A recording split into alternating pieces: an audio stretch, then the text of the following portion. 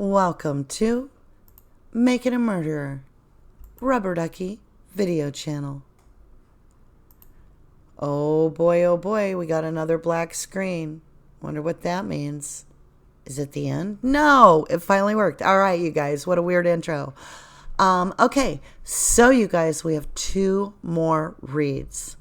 Now, this one's interesting enough, of course, but tomorrow's read, our last read, is jaw-dropping. So stay tuned. And thank you for joining me with the RD Making a Murderer Daily MaM Reading CASO Investigative Reports, Part 111. Page 1101.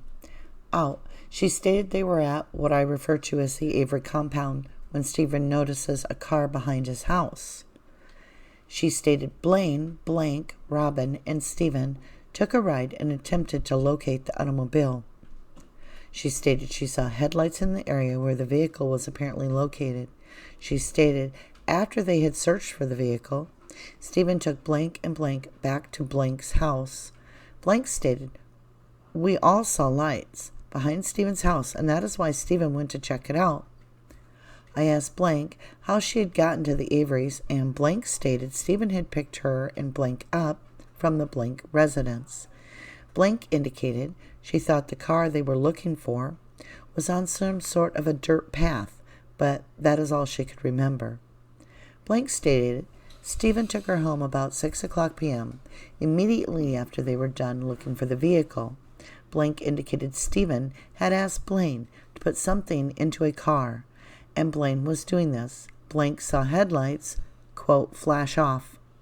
She stated they were standing next to Stephen's garage near a gray vehicle when this took place. Blank went on to indicate this could have been Friday, immediately before Halloween.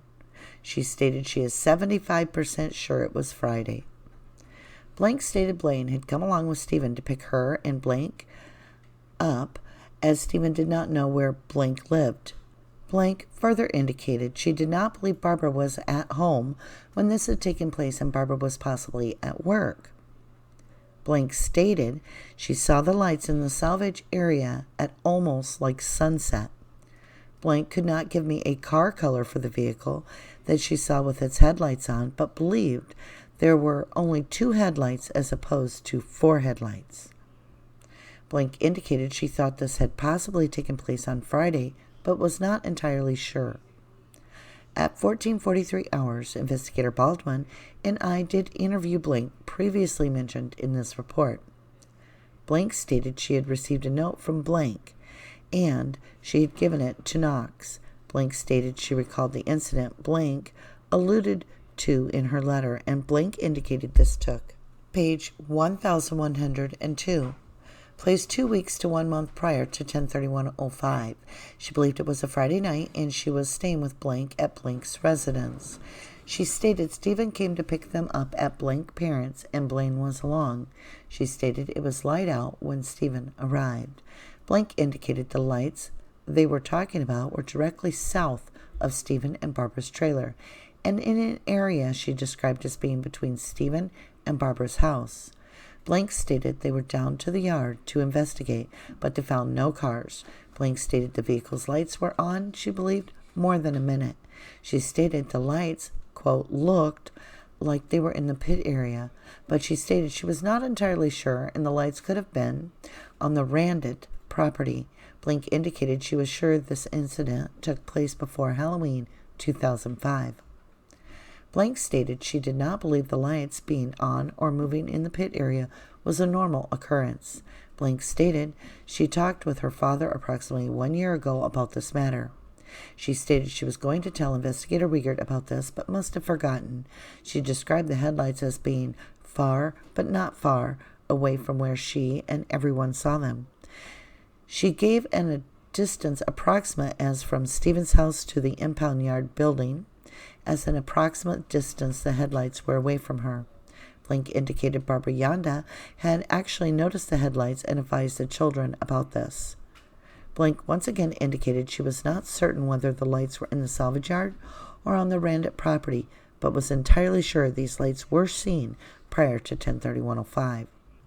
It should be noted both blank and blank drew sketches for me. Blank sketch represents where they were standing when they saw the lights, and the blank representation shows where she saw the lights. These are differentiated by initials the girls did place on various locations of their drawings. I have labeled blank drawing as number 1 and blank drawing as number 2. These will be placed into evidence. Blank advised me the reason she was coming forward with this now was because she wished to help Steven due to the fact that her grandmother, Dolores Avery, is under a huge amount of stress with this case. The letter from blank to blank will be entered under property tag number 8931, and the map drawn by blank will be entered under property tag number 8933, and the map drawn by blank will be entered under property tag 8935. Page 1103.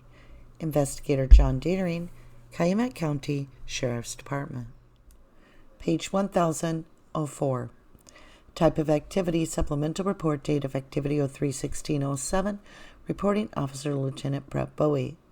On 03-16-07 at approximately 6:30 p.m., I, Lieutenant Brett Bowie of the Calumet County Sheriff's Department, was informed the jury that was deliberating the Steven Avery case was leaving for the evening, and that the jury room door needed to be secured due to the fact they had items inside the room that they were deliberating over. I was provided with some evidence tape, and I tore a piece of that off, putting my initials and date on it. Lieutenant Kelly Sipple of the Calumet County Sheriff's Department photographed the door before the tape was placed on it, as I was placing the tape on it, and after the tape had been placed on it. This was completed at 6:38 p.m. Lieutenant Brett Bowie, Calumet County Sheriff's Department.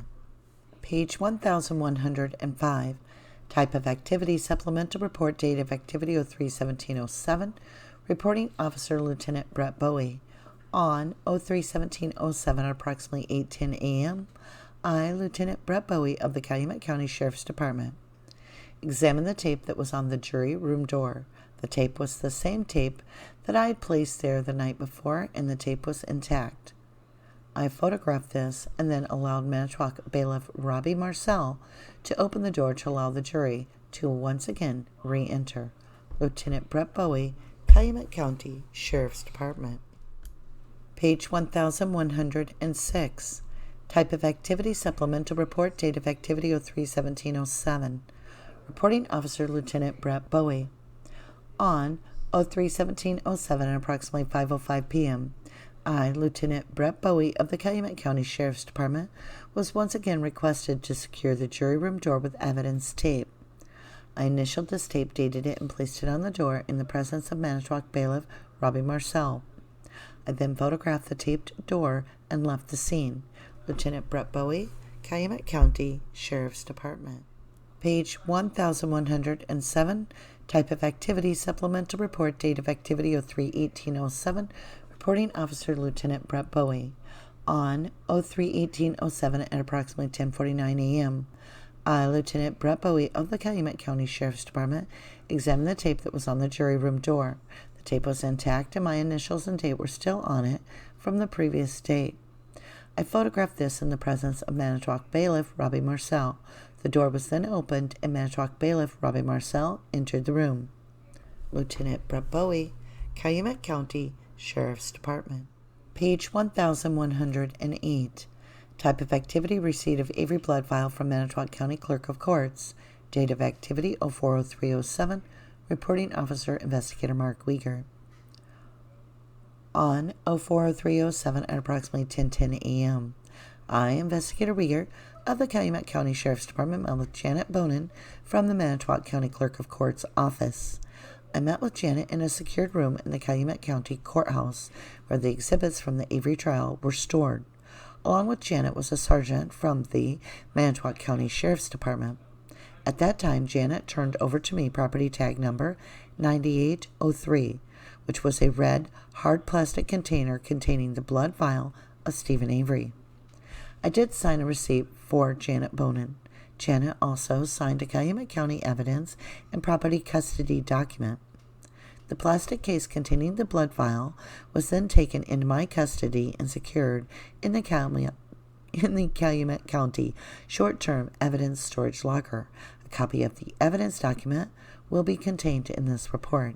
Investigator Mark Weger, Calumet County Sheriff's Department.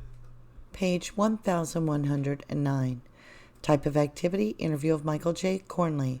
Date of birth, 10/27/49. Date of activity, 04/13/07. Reporting officer, investigator John Dietering. On Friday, 04/13/07 at 13:30 hours. I, Dietering, did interview the following individual at his residence concerning this matter. Michael J. Kornely, date of birth, 10/27/49, 104 Lilac Avenue, Francis Creek, Wisconsin, 54214. Telephone number 920-684-7309. Cell phone number 920-242-3935. I had been advised Kornely had been placed on the defense witness list and interviewed him for the purpose of learning what he would testify to. Kornely advised me he had not received a subpoena for the defense as of yet, and indicated the only defense representatives he had spoken with were representatives that were assigned to the case prior to Counselors Friedman and Edelstein. I asked Kornely if he had called Brendan on Halloween 2005. He stated he had made a call to Blaine shortly before 1800 hours on, he believed, 10/31/05. He did speak with Brendan at this time. Brendan advised Kornely that Blaine was gone, and Blaine had left shortly after 1700 hours. Kornely indicated Brendan was quite animated about Blaine's appearance for Halloween. Kornely indicated he found this unusual, as Brendan is not normally very talkative on the phone. He stated he and Brendan spoke for approximately 4 minutes. According to Kornley's recollection, Brendan made comments like, "You should have seen him, he looks scary," referring to Blaine's appearance for trick or treating. Kornely indicated he placed this call from Birmingham, Alabama. He stated he was staying at the Sheridan in Birmingham. He stated, to the best of his recollection, he placed this call, page 1110, on his cellular phone. He stated this call does not show up on his cellular phone bill, however. He stated this is not unusual occurrence for his provider for cellular service, Sprint. Kornely indicated he does not normally use the house phones while he is staying at hotels and motels on business, as they do place substantial surcharges on their service. Kornely advised me his cellular phone number was 920-242-3935, and he had Sprint for a cellular provider in October 2005. Kornely went on to indicate he had checked his cellular phone records at the behest of previous defense investigators and could not find a record of this call. Kornely stated he had called the Dassey home directly to speak with Blaine. Kornely had called Blaine to find out whether Blaine wanted to work for him, as Kornely had more work for his landscaping business. He believed that Blaine called him back possibly on Tuesday, 11/01/05. Kornely stated at one time he employed both Blaine and Brendan. However, Brendan was not much of a worker and did more distracting of Blaine than he did productive work. He also stated Brendan was continually bringing his Game Boy to work, and that was also a distraction. Kornely advised me Blaine told him Blaine was home with Brendan from the time Brendan got off the bus until Blaine left for trick-or-treating on 10/31/05. Kornely believed Brendan never went over to Steven's residence due to the fact he was with Blaine, according to Blaine's statement. Kornely indicated to me he is hopeful Brendan did not do these things he is charged with. However, Kornely indicated his niece was victim of a homicide some years ago in Naperville, Illinois. He did state if Brendan was in fact responsible for the crimes he is charged with, Kornely believes Brendan should get what is coming to him. Investigator John Dietering, Calumet County Sheriff's Department. Let's start a review on page 1101. And this is the second to the last review we're going to do together. So this is the thing. Empower was making some comments, and I have to say, here's a call out to that. It may have been actually damaging for Kayla to be discredited for lying, in the sense that she may have known something that could have benefited Steven's case, because she's stating we all saw lights behind Steven's house, and that's why Steven went to check it out. And this supposedly is happening before Halloween night, before the 31st. They're already seeing activity. And so Steven takes the kids home right away. He goes, investigates it, doesn't see anything. Let's see. So-and-so indicated Steven had asked Blaine to put something in the car. Blaine was doing that when so-and-so, or blank, saw headlights flash off. Now, this person remembers it being a Friday immediately before Halloween, right about sunset, and possibly taking place on a Friday. They go on to say, this is a second person saying she believed it was a Friday night, and they're also blanking out this person's name because they're a minor. She stated Steven came to pick them up, and Blaine was along, so we have Blaine in both stories. That she stated it was light out when Steven arrived. It was directly south of Steven and Barbara's trailer in an area between Steven and Barbara's house. So she's saying that she's standing between the two houses and she's looking south. She says she believed that the lights were on for more than a minute, and she stated that it looked like it was in the pit area, but she wasn't 100% sure here. It could have been the Randit property. And that she also believed it took place before Halloween 2005. Now, one person says, one witness says that Barb Yonda, they thought, would be at work. The other one said that Blink indicated Barbara Yonda had actually noticed the headlights and advised the children about this. So there is a discrepancy in the two witnesses' reports. One putting Barbara at work, and again, one putting Barbara as a person notifying everybody about the lights. So now we're at the salvage yard, and we're talking about it being on Randit property with this witness. But she wasn't entirely sure if she had seen it prior to the 31st. Now, that's Kayla because she's referring to her grandmother, Dolores, who's under, according to her, and as we know, an immense amount of stress in this case. Well, naturally, because Dolores is Steven's mother, and her entire motherhood of Steven has been a fiasco of her struggling to even get to hold her son's hand. This is just so wrong on so many levels. Okay, so let's jump back in. The letter from blank will be entered under property tag 8931 and the map. So each girl drew a map, okay?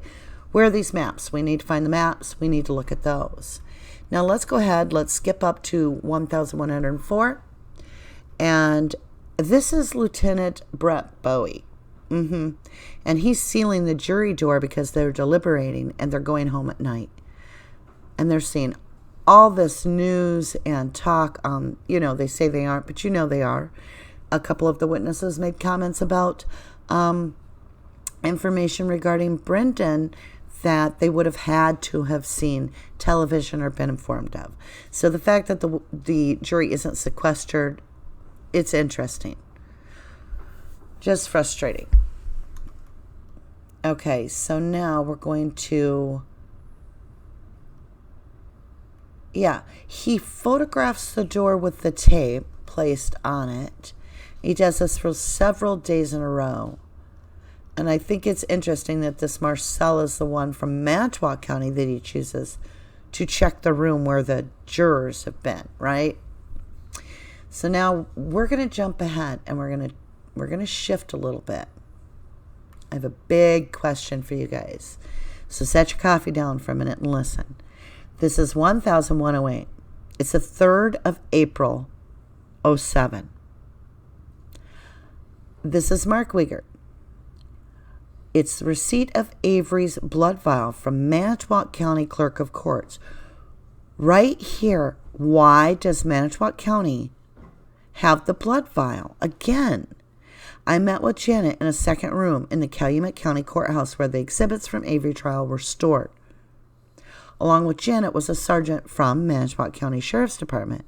At that time, Janet turned over to me property tag 9803, which was a red hard plastic container containing the blood vial of none other than Steven Avery. Manitowoc County has the blood vial again And we know when it was put in that red case, it was given to the FBI directly. So FBI have given it back to not Calumet, who's in charge of the investigation, but the conflict of interest county, which is Manitowoc County Sheriff's Department. It's killing me. It's killing me. Okay, let's jump ahead. 1109, we have a Kornely. Who is Kornely? Well, he's the guy that had Brendan and Blaine work for him at one time, and he has called the Dassey residence to speak to Blaine. But Brendan answers the phone at around a little before 6 o'clock p.m. on the 31st. So there goes half of your story, Kratz. Your whole story where Brendan's getting the mail on his bike and da-da-da-da-da-da-da. Because by 6 o'clock, it's getting dark. See, that's the thing. I live in Wisconsin. I host a haunted house every Halloween. I know what the weather's like. It is almost dark at 6 o'clock p.m. It's not sun shining and Brendan running around on his bike in daytime. He's not seeing different things over there because it's too dark. When he entered the home, it would have been late. So your story's off. And we know it. Plus, there's no DNA in the entire trailer. The child could not have been involved unless he left behind some trace of evidence. He's not a magician. He's a child. And besides, you can't... Okay, just for anybody out there that's just learning about DNA, you cannot clean a room and leave dust. Okay, you cannot remove the DNA and leave the patina of time on a room. The patina of time would preserve the DNA. You cannot remove the DNA. So there is no way that Brendan Dassey was involved in any of this event 100%. Scientifically impossible. Implausible. Now we're on 1110. And again, this is Kornely. He's stating that he believes Brendan never went over to Steven's residence due to the fact that, according to Blaine was with him the whole time till he left. So there's a problem with the whole story. And our last read is tomorrow. And I want to thank you guys for staying with me through this. We've been together for months, and we've picked it apart. We've paid close attention, and we've had thousands of eyes on this. And I'll tell you something. What we're about to read tomorrow is going to shock you. So stay tuned as we go through that together. All right, you guys. So, in wrapping this up, we're about to really dig into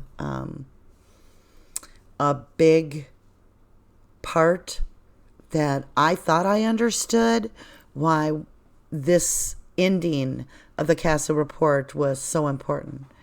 But when I went to do the read, it was much more than I ever thought about. And the fact that they're finding 2 sets of teeth is a plural word. If you have 2 different evidence numbers with each of them saying teeth, it implies you have at least 4 teeth. With that, you guys, it's always the same. If you didn't do the crime, you shouldn't do the time.